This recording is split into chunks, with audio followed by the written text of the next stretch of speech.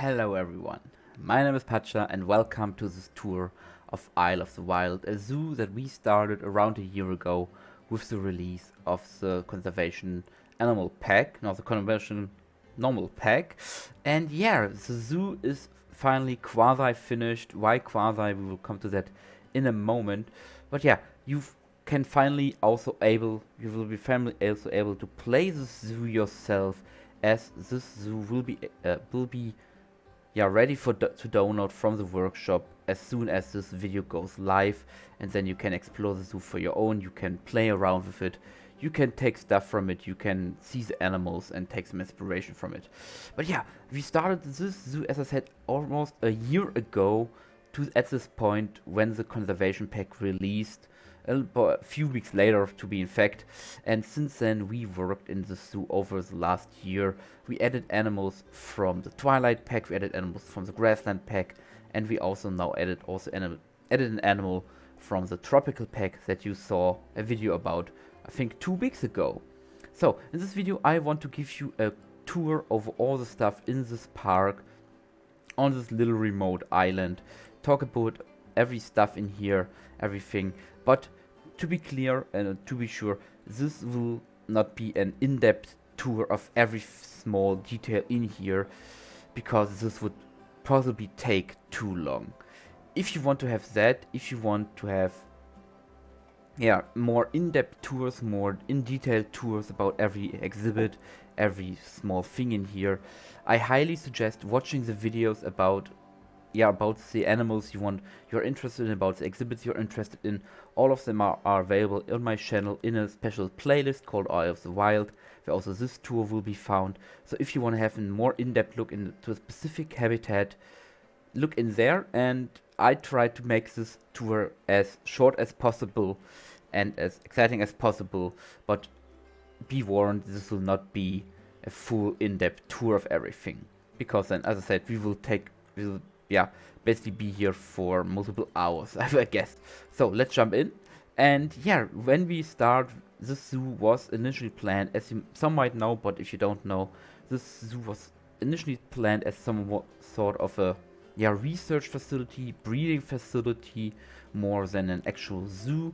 So that's why most of stuff is mostly designed about being utilitarian. You will hear this word a couple times during this video here, so get used to it. And that's why we also don't have any guest services here. We don't have any toilets, any restaurants, any food shops or gift shops. And it's more about the animals and the animal exhibits in here. And yeah, the style is, as you will see, more of a modern ecological style, inspired by the conservation pack that was released when we started the zoo. Now we will arrive at this little port here from that was on the map initially also, and we are starting in this little entrance plaza here. And this is also the reason why this whole zoo is quasi finished, because if we go to the left to this little, I don't know, visitor center or entrance center, you will see that this one is empty. No, I wasn't lazy to fill this room. This was also the first building we built. I wasn't lazy to fill it. I wanted to keep this room empty for you guys to add something like a gift shop, like a restaurant, like a food shop or anything like that if you want. There are no paths under here apart from one path leading to this wall where I have two staff rooms in here. But if you want to add something to it, maybe some exhibits or maybe, as I said, some guest services, you can do that. I wanted to keep that open for you guys to add your own node.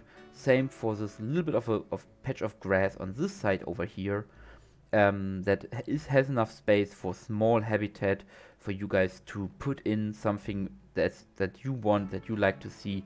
So I leave these two spots open for your own creations. But yeah,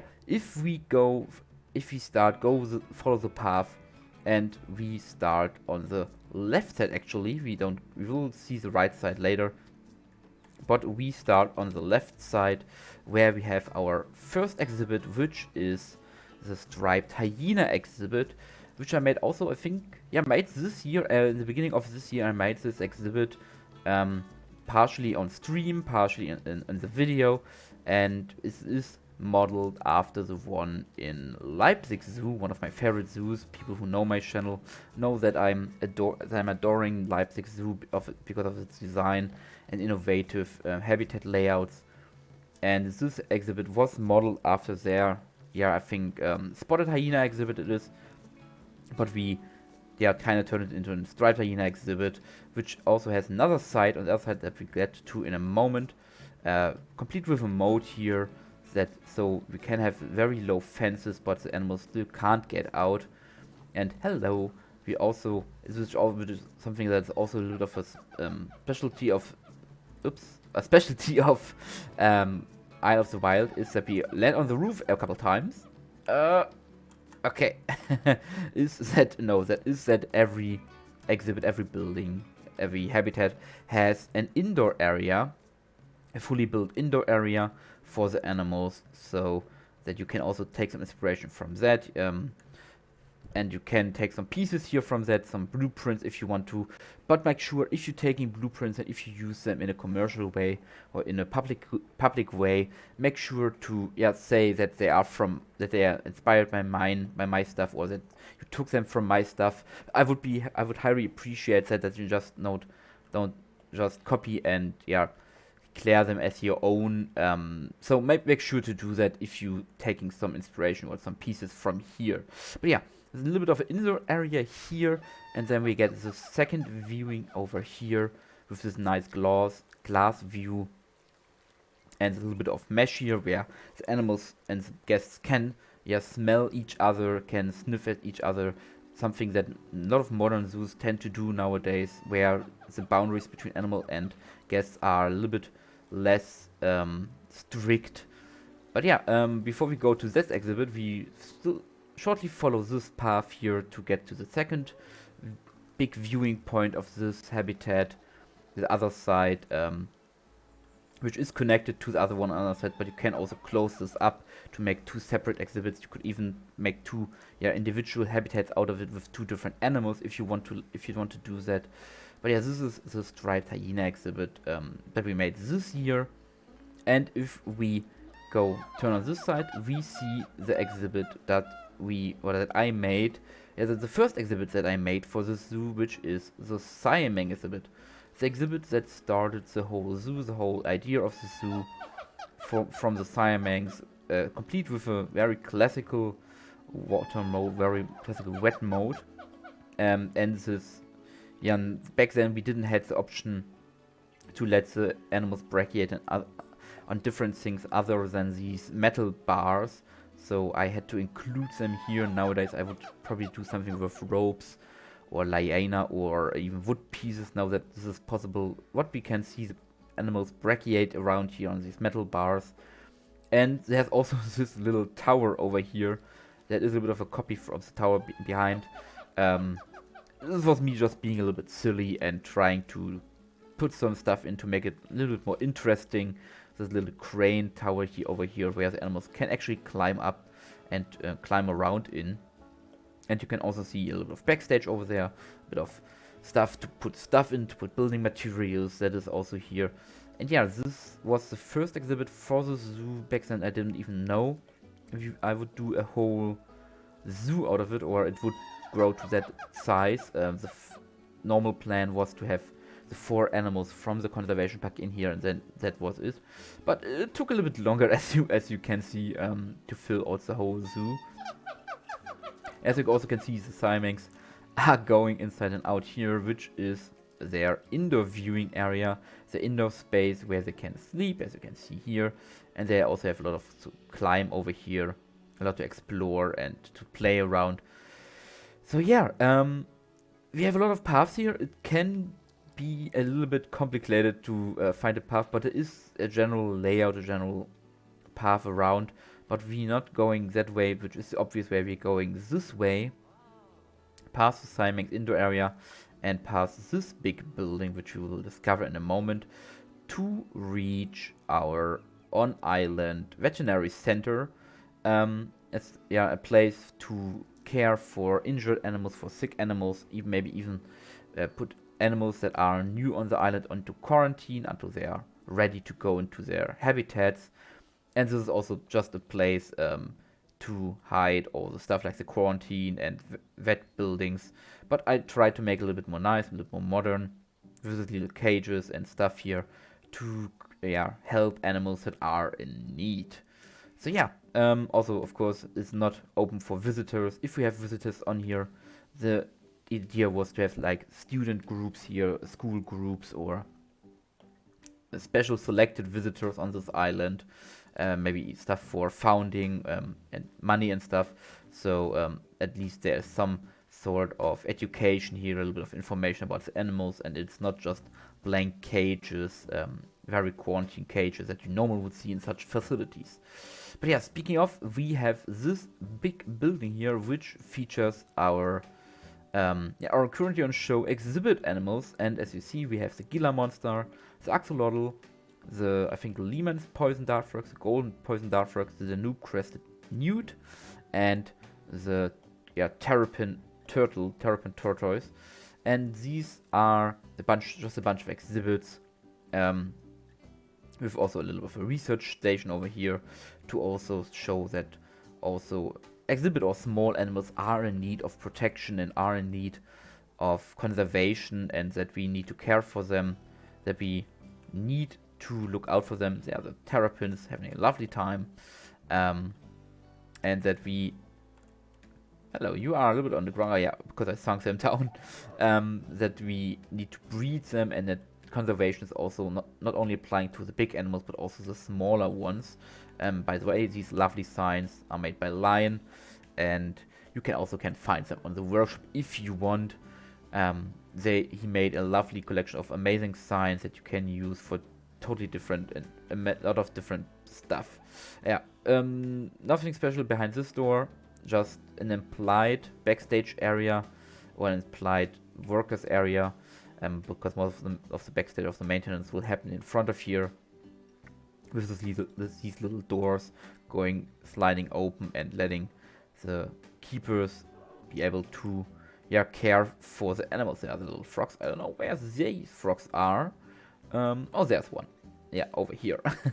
So there are also all animals, or exhibit have animals in them. They are not just for show. I don't know where. If I can find an axolotl in here, I don't know. Maybe you see one in the video. I'm not able to do that. But you can let me know if you find one. Well, yeah, if we follow the path that way, I see an empty exhibit sign that I have to fix before I upload this map. But if we have this big giant building here, this big gray building, that we quickly follow to the end to see there is just a little bit of backstage here. But if we go inside and not land on the roof, we are in the Predator big cat holding facility, which is modeled after the Tiger Valley enclosure in, I think, Schwerin Zoo. A lot of German inspirations here as always, because I'm living in German, and that's where I get most of my inspiration from. And here we can see the Amur leopard going inside and out from their sleeping quarters. There's even one sleeping here. That's very cute. And we have these two cages here to separate them, but we also have two more cages on this side, which I will explain a bit. So there's a lot of space for a lot of Amur leopards, and we have some food maintenance stuff here over here. And if you go outside, we are in the middle of the habitat for the keepers to care for the animals. And everything is very much laid out and very much modeled after the one in Schwerin Zoo. So everything should work in real life. I say these are the exits and entrances to the other ones, And this is the official entrance. And then we have both sides for their indoor yards going inside the open exhibit, and this one for the other side as well. But as you can see, this side is a bit overgrown. It's not very well kept for if you compare that to the other side, which is much more cleaner, much more trimmed. And that is the reason. That reason is because at the moment we are only having Amur leopards in this zoo in Eye of the Wild, and not other big cats. If we would have other big cats, of course, this area would be for them. Maybe lions, maybe snow leopards, tigers, whatever. The space would be big enough. So why? Because we are not only serving this side. This one is. Am I on the roof again? I don't know. This side is not much maintained, but if you want to have more cats in here, you could probably divide that into 2 habitats with gates, with a with a habitat fence in the middle, and then have 2 habitats here with 2 different cat species, or even have double the amount of Amur leopards. But yeah, we are going not through that gate. We will see that from the other side. We're going through here again, and sorry if I'm speeding some things a little bit up, because you already saw that. We are going, of course, this way. Here you have another view into the indoor area of the Amur leopard. So even from guest perspective, you can get a sneak peek into the sleeping quarters. And if you follow the path, you also get a sneak peek into their first indoor or first outdoor holding, which is also separated. So you can separate them here, and then into their second indoor / outdoor holding that isn't the main exhibit. So you can also see them here if they are only in here. So we have 4 ways basically to show the animals. We have the complete indoor, we have this little yard here, then we have this bigger yard, and then we have the big showcase exhibit over here for these leopards to be in. Right, following the path, we also have another view at the exhibit of the striped hyena here, again with this little mesh fence in between, where you can also see a little bit of a shelter for them to sleep in. And we also have a new look, or the first look at one of our big outdoor showcase exhibits for the Amur leopards here, with a lot of plants, a lot of bushes to hide, a lot of high grasses, a lot of trees where they also can climb on. All of them, of course, secure and far away enough from the main barrier, which is also climb proof. And we are also getting another look at another exhibit that we will look at in a moment, which is the wallaby exhibit. But let's first focus on this one. This is the first, as I said, the first of the 2 showcase exhibits, also divided by a fence in the middle, so you can make it 2 habitats if you want. Slide this gate down, and they are completely separated from each other. And if we follow this path with a lot of scenery and greenery here, we have the second side of this exhibit, currently used both by the leopards, because the gate in the middle, as you saw on the other side, maybe you can also see from here, is you see it, it's open, so they can move. They can currently use both sides if they want to, and explore both sides, which I think gives them a lot of space, a lot of climbing space, a lot of space overall to exist and have fun in and jump around and everything. Right, following the path, we ignore this path because it's just a transition path between 2 areas, but we want to focus on the animals. We are getting to our very much loved koala house, looking at the views over on YouTube. You guys really like this koala habitat. I don't know where they're at the moment, probably inside or back here. But this is one of our 2 koala habitats. A little bit inspired by also again the koala habitat in Leipzig Zoo. So Leipzig Zoo again, at least the indoor area is, the outdoor area is a little bit of my idea of a koala habitat, with a lovely tree to climb in, a lot of feeding tree, and a way to climb inside, a lot of climbing space, a lot of space to hang around. But also, this is not only a koala habitat, this is also a wombat habitat. You have to believe me, because you can only see koalas at the moment. They are probably inside underground in the little burrow here. This was the first animal that we added with the Twilight Pack for this zoo. The koala habitat existed already before that, but after that I added the wombat to that exhibit, extended it, and made a little space for them here, so you can see these cuddly, cute little fellows that poop, square poop, and they they have friends with koalas, and as you know, the koala in Planet Zoo loves to stay more on the ground than anything, and doesn't want to climb. But hey, what we can do? This is how the climbing in Planet Zoo works, and could it be better? Yeah, but it is how it is. It is how it is. So we have to, we have to stick with that. The indoor area I will show you later once we get to that. But first, we want to take a look at this little wallaby habitat with this very stinky amount of poop here. You can already see the koalas jumping over there. Very much jumping. Normally they just lay around. But this is also a walk-through habitat where guests can walk through, or the keepers can walk through. Oh, they were jumping. And experience the koalas, the wallabies up close. Hello, little buddy. You're very, very cute. But yeah, a small, simple habitat for wallabies, also with an indoor area, as you can see, which they can have access to, which they can go into if they want to. And yeah, maybe when it's cold outside, you can see them in here. If it's cold, to let them outside. Oh, hello. And this also, as we saw before, connects back to the leopard and hyena area here over here. But you can also take this little route around this little feeding area here and go, get another look at the wallaby coming towards you very fast. And yeah, I just love this habitat. This was inspired by one in my local zoo that I have here, my little local wildlife park that I have next to where I live, and they have a similar one there for wallabies, and I think some sort of crane. So, and also very much the hut is very much inspired by that. The rest is a little bit more freestyle, but I just love the simplicity of that habitat, so I tried to basically copy it around. You're very active today.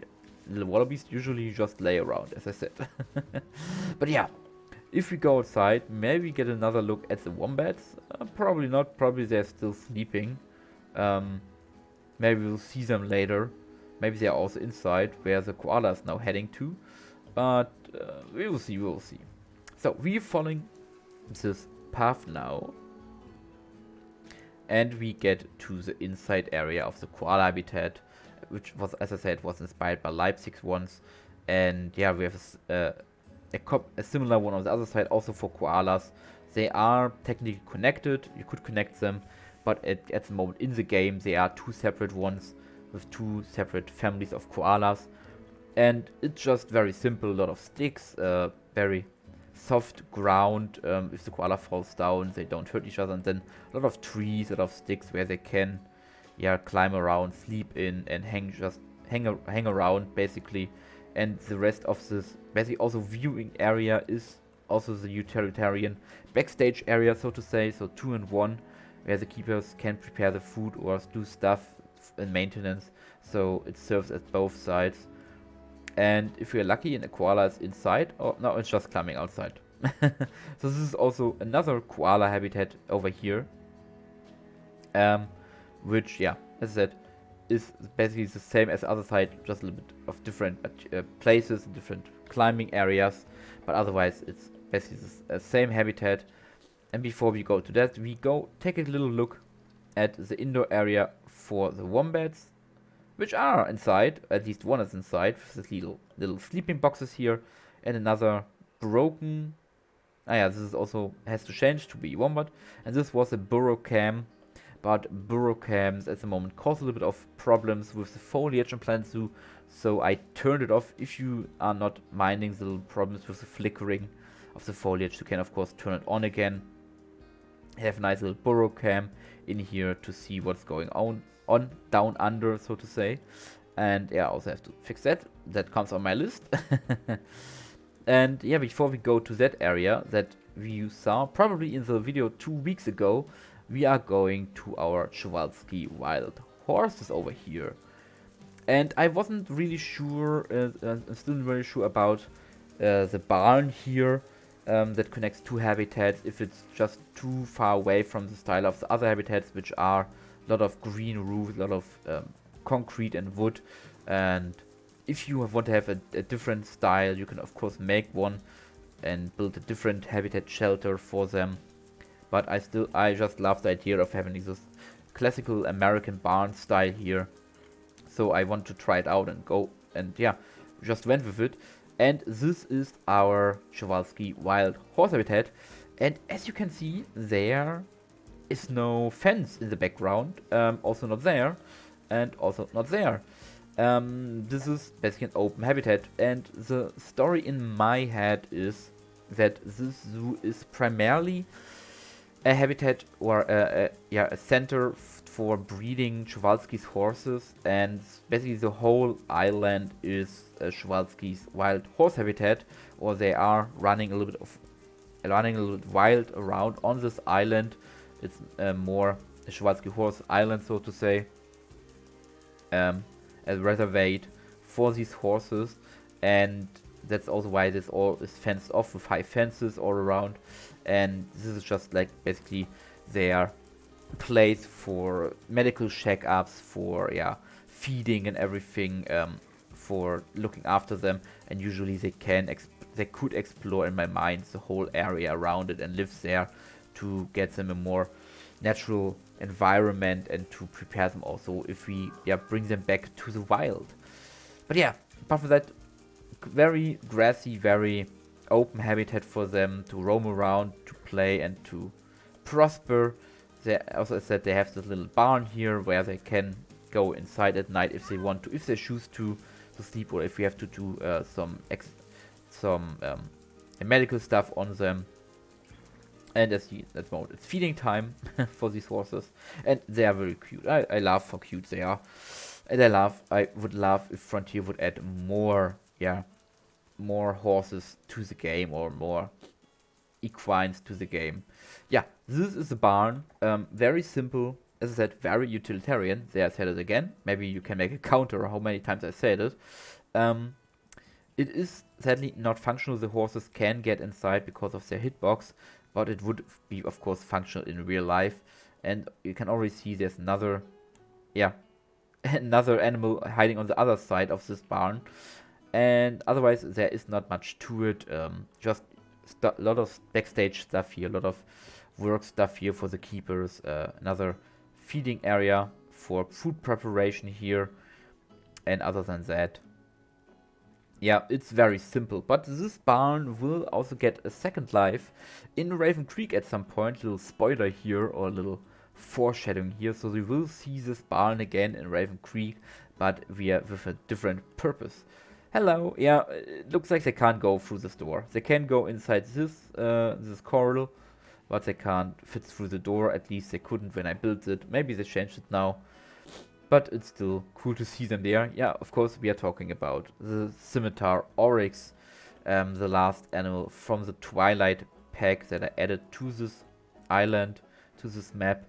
One of the more rare animals in the world, because it is technically still extinct in the wild and only exists in zoos, and thankfully to zoo conservation purposes, efforts, to conservation efforts, this animal slowly starts to get out in the wild again. They try to get it out in the wild again to establish populations of these animals out in the wild, and hopefully in a few years we can have wild scimitar oryxes again.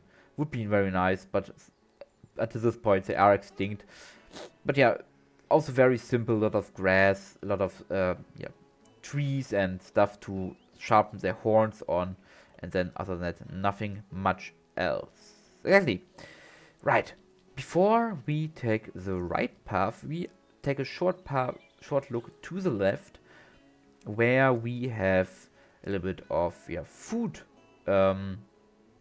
processing, no food growing going on. We have these two little chicken coops with very unfortunate and very stinky peeve hens that are just here to represent chicken. and that can't really move anyway. So if you want to remove these and liberate them from their cruel fate, feel free to do so. Until we get real chickens in the game. If we ever get real chickens in the game, I just use the peahens as substitute for that.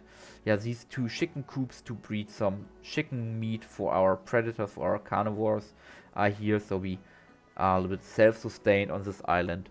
And the same goes for our vegetables and plants. So I built this little greenhouse to grow some plants, and also this little garden in the background, as you can see here, to grow some plants for our animals. What is stinking there? There's no food over there. Oh, it's a scarecrow, I guess. Little stinky scarecrow. Maybe it scares the birds better away with the smell. But yeah, little greenhouse, nothing much. This little nice pot that was designed by a Planet Zoo fan, Planet Zoo player, to grow our own food, to be a little bit more self-sustained. If maybe deliveries of food and stuff are a little bit shorter or takes a little bit longer, so our animals don't have to starve. Right. Let's get to the last exhibits of this island, and then we are already through. If I'm looking at my timer for the recording, we are clocking in at around half an hour at the moment, but we are still not done because we have as I said, 2 more exhibits to explore. As I said, this place could be used for habitat if you want to. The animal that from the grasslands pack, the Caracal, is living in this exhibit here. Oh, there is one. Usually they're on side. No, there is one. Showing us his bright side, his little ear flickering. It's still an amazing animal to look at.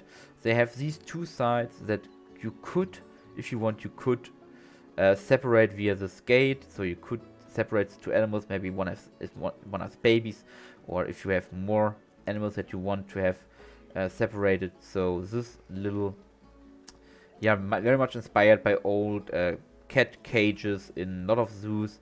This exhibit for the Caracal is something I'm really happy about how it turned out. I really like it. And if you change the lighting a little bit, we also get some lighting in, some more lighting in through the trees here over here.